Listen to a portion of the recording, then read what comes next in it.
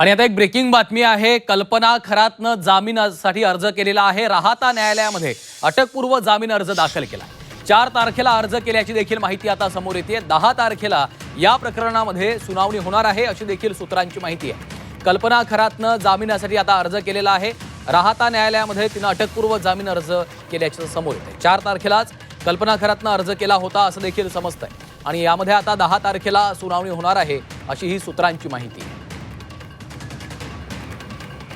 कल्पना खरात सध्या फरार आहे। कल्पना खरातवर गुन्हा देखील दाखल झालेला आहे आणि आता कल्पना खरातनं जामिनासाठी अर्ज दाखल केलाय अशी माहिती आहे। कुणाल जमदाडे आमचे प्रतिनिधी सध्या आपल्या सोबत आहेत। कुणाल, कल्पना खरातनं जामिनासाठी अर्ज दाखल केल्याचं समजतंय, काय माहिती आहे? बीडतील भोंदू अशोक खरात जमिनीच्या गैरव्यवहार प्रकरणी ती अपडेट समोर येते आहे। भोंदू अशोक खरातची पत्नी कल्पना खरात हिने अटक टाळण्यासाठी अटकपूर्व जामिनासाठी राहाता न्यायालयामध्ये अर्ज दाखल केलेला आहे। 4 एप्रिल रोजी हा अर्ज दाखल करण्यात आल्याची माहिती जी आहे ती समोर आलेली आहे। दरम्यान शेतकऱ्यांची लुबाडणूक आणि सावकारकी प्रकरणामध्ये शिर्डी पोलीस ठाण्यामध्ये भोंदू अशोक खरातसह त्याची पत्नी कल्पना हिच्याविरोधात देखील गुन्हा दाखल झालेला होता आणि या पार्श्वभूमीवर अटक टाळण्यासाठी कल्पना खरात हिने वकिलामार्फत अटकपूर्व जामिनासाठी अर्ज केलेला आहे। या प्रकरणी आता 10 एप्रिल रोजी न्यायालयामध्ये सुनावणी होणार असल्याची जी माहिती आहे ती विश्वसनीय सूत्रांनी दिली आहे। तर दुसरीकडे या प्रकरणामधील अटकेत असलेले 2 आरोपींना न्यायालयाने 14 दिवसाची न्यायालयीन कोठडी देखील सुनावलेली आहे।